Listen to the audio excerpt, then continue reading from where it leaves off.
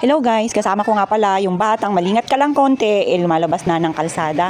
Buti na nga lang nakita ng kapitbahay. For today's video guys, ito na, nagkakapi na kami. Finger, baby finger.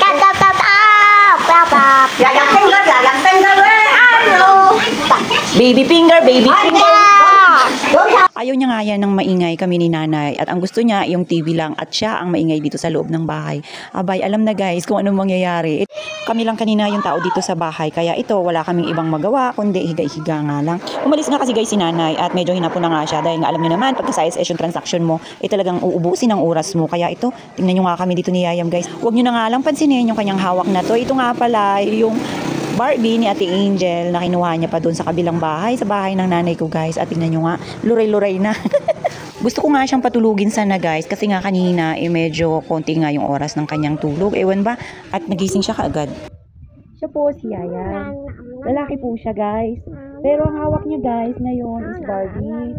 Pasensya na kayo guys. Kasi hindi siya makahawak ng cellphone ni Mami. Kaya guys. Oh, wow, macho. Wow. Wow, grabe ang dami pool. What's that? What's that?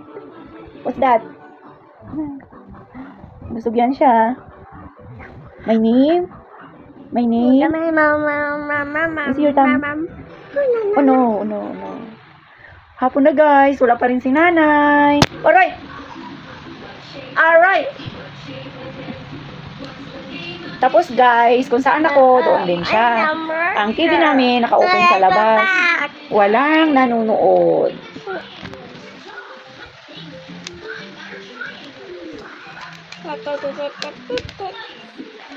Barbie ni Ate Angel.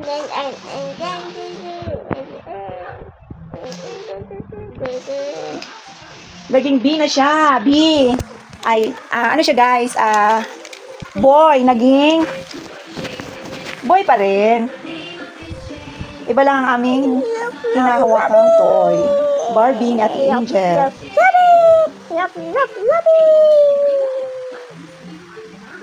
Boring, boring. Walang cellphone. Boring guys, walang cellphone. Sakit na ulo ko. Kasi guys, si Yayam hindi pa rin natulog. Guys, si Yayam hindi pa rin natutulog. Guys, so ito yung paa ni Yayam guys, so malaki. Big boy na siya. At eto nga guys, sa wakas at dumating na rin nga si nanay. Naubos na nga ang oras namin ng buong maghapon. At ito, sabi niya nga, sobrang haba araw talaga ng pila sa SSS. At ito nga si Yayam, may pasalubong pala siya guys kay nanay. Ganyan talaga yan si nanay, hindi yan umuwi nang walang pasalubong sa kanyang alaga. Na kahit na maliliit na bagay lang, masaya na itong si Yayam. At ito nga, dumiretso si nanay dito sa pagtitimpla ng kape. Dahil nga gutom na gutom daw po siya. At hindi naman halata guys, yan. Dahil nga doon, itamang bilibili lang daw siya ng pang merienda. Nakasurvive din pero iba pa rin talaga pagkakanin yung kinain mo guys. Kagaya nga nito, tignan nyo nga tinira niya na yung kanyang sinangag kaninang umaga at yung sabi ko nga sa kanya, initan niya yung kanyang ulam hindi na rin nagawa. Halatang halata guys na hindi talaga gutom itong si nanay. Tignan nyo nga, ubos na ubos at sinabayan pa nga ng kape talaga ng solve na solve. Sabi niya nga hindi na siya makakakain ng hapunan. So paano ba yan, hanggang dyan na lang muna.